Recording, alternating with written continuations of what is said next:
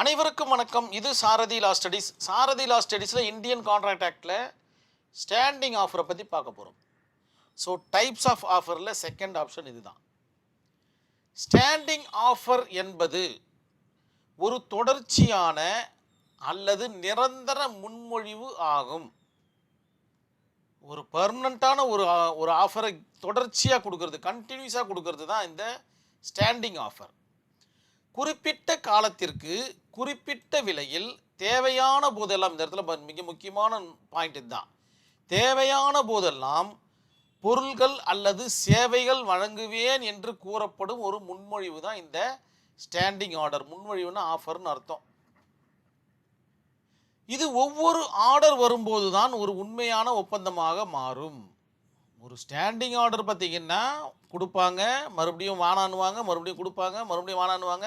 So இது ஒரு offer, இது ஒரு ஆஃபர், இது ஒரு ஆஃபர் அப்படின்னா இது ஒரு அக்செப்டன்ஸ் இருக்குது, இது ஒரு அக்செப்டன்ஸ் இருக்குது, இது ஒரு அக்செப்டன்ஸ் இருக்குது. அப்போனா இது ஒரு கான்ட்ராக்டாக மாறும், இது ஒரு கான்ட்ராக்டாக மாறும், இது ஒரு கான்ட்ராக்டாக மாறும். ஸோ தொடர்ச்சியான விட்டு விட்டு வரக்கூடிய ஆஃபர், அதன் மூலமாக எழக்கூடிய ஒப்பந்தங்கள் தான் இந்த ஸ்டாண்டிங் ஆஃபர்னு சொல்லுவாங்க. Standing offer equal to continuous offer, ரெண்டு ஒன்று தான் அப்படின்ற மாதிரி சொல்லப்படுது. ஸோ ஸ்டாண்டிங் கேட்டாலும் ஒன்று தான், கண்டினியூஸ்ன்னு கேட்டாலும் ஒன்று தான். ஒரு குறிப்பிட்ட காலத்திற்கு தொடர்ச்சியாக வழங்குவது. ஒரு ஆஃபரை பார்த்தீங்கன்னா ஒரு குறிப்பிட்ட காலத்திற்கு தொடர்ச்சியாக கொடுக்கணும். அதுவும் என்ன, அதே விலையில் கொடுக்கணும். Valid for fix the period time, ஒரு குறிப்பிட்ட காலத்திற்கு மட்டுமே செல்லுபடியாகும். அதை வேணால் நம்ம போட்டுக்கலாம். இந்த டியூரேஷனுக்குள்ளே எந்த டைமில் நான் பொருள் வாங்கினாலும் நீங்கள் அந்த வேலையில் தான் கொடுக்கணும் அப்படின்னு சொல்லிட்டாங்கன்னா அதற்கு பெயர் standing offer. Contract arise only when order is placed, ஒரு ஆர்டர் வைக்கப்படும் பொழுது மட்டுமே ஒரு ஒப்பந்தம் எழுகிறது, இந்த மாதிரின்னு வச்சுப்போம். Every offer and every contract equal to standing offer. Each order, அதை தான் இந்த இடத்துல சொல்லியிருக்கு, ஈச் ஆர்டர் செப்பரேட் கான்ட்ராக்ட். ஒரு ஆர்டருக்கும் ஒரு கான்ட்ராக்ட் எழுது பாருங்க. ஒரு ஆர்டருக்கு ஒரு தனி ஒப்பந்தம் எழுகிறது. பெஸ்ட் எக்ஸாம்பிள் ஸ்டாண்டிங் ஆஃபருக்கு பார்த்தீங்கன்னா டெண்டர்ஸ். அரசாங்கம் பார்த்தீங்கன்னா டெண்டர் விடும். Tender equal to standing offer. இன்னும் தெளிவாக நம்மளுக்கு புரியணும்னா கண்டிப்பாக இந்த கேஸ் ஸ்டடியை பார்க்கும்போது மிக தெளிவாக புரிய வந்துடும் வாட் இஸ் ஸ்டாண்டிங் ஆஃபர்னு. இந்த கேஸ் ஸ்டடியை நான் சொல்கிறேன் பாருங்கள். யூனியன் ஆஃப் இந்தியா வெர்சஸ் மடல்ல தாத்தையா இன் 1966 நடந்த ஒரு இந்தியன் கேஸ் ஸ்டடி இது. அரசாங்கம் பார்த்தீங்கன்னா வெள்ளம் வாங்குவதற்கு, அந்த ஜக்ரின்னு சொல்லுவாங்க, JAGGERY, ஜக்ரி வாங்க டெண்டர் அறிவிப்பை ஒன்றை வெளியிடுது. அரசாங்கம் பார்த்தீங்கன்னா எங்களுக்கு வெள்ளம் வேணும், யாருக்கிட்ட தான் வெள்ளம் இருந்தால் எங்களுக்கு கொடுங்கன்னு ஒரு டெண்டர் ஒன்று கொடுக்குறாங்க. அந்த டெண்டரை கோட் பண்ணுவாங்க. கோட் பண்ணி பார்த்தீங்கன்னா ஒரு 100 பேர் வந்தாங்கன்னா 100 பேரும் டெண்டர் அவங்கவுங்க சீலிடப்பட்ட உரையில் பார்த்தீங்கன்னா இவ்வளோ அமௌண்ட்டுன்னு சொல்லுவாங்க. நிறைய திரைப்படத்தில் பார்த்துருப்பீங்க. டெண்டர் ₹1 ஜெயிச்சிட்டார் அப்படின்ற மாதிரிலாம் நிறைய படத்து வந்திருக்கு. அந்த மாதிரி தான்.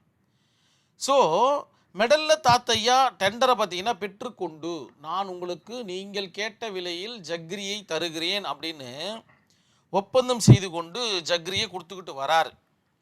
அரசாங்கம் என்ன பண்ணுதுன்னு பார்த்தீங்கன்னா சில நேரங்களில் மட்டுமே ஆர்டரை வந்து கொடுக்குது, பல நேரங்களில் ஆர்டரை கொடுக்க மாட்டேங்குது. இவர் என்ன பண்ணுறாரு, ஜக்ரியை நிறைய ப்ரொடியூஸ் பண்ணிட்டார். அரசாங்கம் தான் கேட்குதே, தேவைப்படுற பொருள் தானே, உணவுப் பொருள் தானே அப்படின்ற மாதிரி. ஆனால் அரசாங்கம் பார்த்திங்கன்னா அந்த மாதிரி கேட்கலை, குறிப்பிட்ட நேரங்களில் மட்டும் கேட்குது. இதனால் பார்த்திங்கன்னா விரக்தி அடைந்த மெடல்லா தாத்தையான்றவர் என்ன பண்ணுறாரு பார்த்தீங்கன்னா ஒரு கேஸை ஃபைல் பண்ணிடுறார். இந்த மாதிரி அரசாங்கம் சொல்லப்பட்ட நேரத்தில் சொல்லப்பட்ட அளவில் என்கிட்டேருந்து வெள்ளத்தை வாங்கலை, ஜக்ரியை வாங்கலை, அதனால் இது எனக்கு இழப்பீடு வேணும் அப்படின்ற மாதிரி கேட்குறாரு. கோர்ட்டு பார்த்தீங்கன்னா தெளிவாக யோசிக்கிறாங்க. Court held that tender only is a standing offer அப்படின்ற மாதிரி சொல்கிறாங்க. இஸ் எ ஸ்டாண்டிங் ஆஃபர், நிரந்தர முன்மொழிவு என்று கூறியது. ஸ்டாண்டிங் ஆஃபரை ஏற்றுக்கொள்ளப்படாமலும் அல்லது ஒப்பந்தமாகாது. அதாவது ஸ்டாண்டிங் ஆஃபர் ஏற்றுக்கொள்ளப்பட்டாலும் அது ஒப்பந்தமாகாது அப்படின்றாங்க. அதாவது டெண்டர் ஏற்றுக்கொள்ளப்பட்டாலும் அது ஒப்பந்தமாகாது, அதை செஞ்சு முடிக்கணும், இவ்வளோ வேலைலாம் இருக்குது அப்படின்ற மாதிரி சொல்கிறாங்க. இன்னும் கொஞ்சம் டெப்த்தாக உள்ள போனால் புரியுதான்னு பார்க்கலாம். ஒவ்வொரு ஆஃபர் கொடுக்கும் பொழுதும் ஒவ்வொரு ஆஃபர் இப்போ ஒரு ஆர்டர் ஒன்று கொடுக்குறாரு, எனக்கு 500 கிலோ ஜகிரி வேணுன்றாரு, அது ஒரு கான்ட்ராக்டாக மாறுது. ஆல்ரெடி பெரிய டெண்டர் இவங்க எடுத்துட்டாங்க. இருந்தாலும் இந்த கான்ட்ராக்ட் பார்த்தீங்கன்னா அது ஒரு சாதாரண ஒரு ஸ்டாண்டிங் ஆஃபர், அதாவது கண்டினியூஸ் கான்ட்ராக்டாக இருந்துக்கிட்டே இருக்கும். அது பாருங்கள் இந்த மாதிரி. ஆனால் ஒவ்வொரு ஆர்டர் கொடுக்கும்போதும் ஒரு ஒரு தனி ஒப்பந்தம் எழுது அப்படின்ற மாதிரி சொல்லிட்டு ஆனரபிள் கோர்ட் என்ன சொல்ல வராங்க அப்படின்னு பார்த்தீங்கன்னா, எனவே அரசு தரப்பு எல்லா அளவிலும் வாங்க வேண்டிய அவசியம் கிடையாது, நீங்கள் கொடுக்குற அளவில் வாங்க வேண்டிய அவசியம் கிடையாது அப்படின்ற மாதிரி சொல்லிட்டாங்க. இப்படி வச்சுப்போமே, ஒரு டெண்டரில் பார்த்தீங்கன்னா ஒரு மாதத்துக்கு 5000 கிலோ ஜக்கிரியை நான் உங்ககிட்ட வாங்கிக்கிறேன் அப்படின்னு சொன்னால் ஒரு 5000 கிலோ வாங்குவதற்கு உண்டான வாய்ப்புகள் அதிகம் இருக்குது. ஆனால் எனக்கு தேவைப்படும் போது ஒரு அளவுகளை வாங்கி கொள்கிறேன் என்றால் அது பார்த்தீங்கன்னா டெண்டரில் வந்துடுது, டெண்டர் ஸ்டாண்டிங் ஆஃபரில் வந்துடுது, அவங்க இஷ்டத்துக்கு கொள்முதல் பண்ணிக்கலாம் அப்படின்ற மாதிரியான ஒரு ஜட்ஜ்மெண்ட்டை இதில் கொடுத்துட்றாங்க.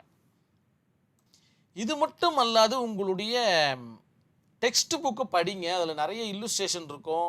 அந்த இல்லுஸ்ட்ரேஷனை இதில் மையப்படுத்தி எழுதுனீங்கன்னா உங்களுக்கு நல்ல மதிப்பெண் கிடைக்கும் என்பதில் சிறிதளவும் மையம் கொள்ள வேண்டாம். நம்மளுடைய சாரதி லா ஸ்டடீஸில் ஒரு வாட்ஸ்அப் குரூப் ஒன்று ரன் ஆகிட்டுருக்கு. அதில் இணையணும்னு ஆசைப்பட்டீங்கன்னா இந்த நம்பருக்கு உங்களுடைய பெயர் மற்றும் ஊரை எனக்கு டைப் பண்ணி அனுப்புங்க, நான் குழுவில் இணைச்சிட்றேன். நேரடி பயிற்சி வகுப்புகளுக்கு இது உதவிகரமாக இருக்கும் நான் நம்புகிறேன். கண்டிப்பாக இந்த வீடியோ உங்களுக்கு புரிஞ்சிருக்கும்னு நினைக்கிறேன். நன்றி, வணக்கம்.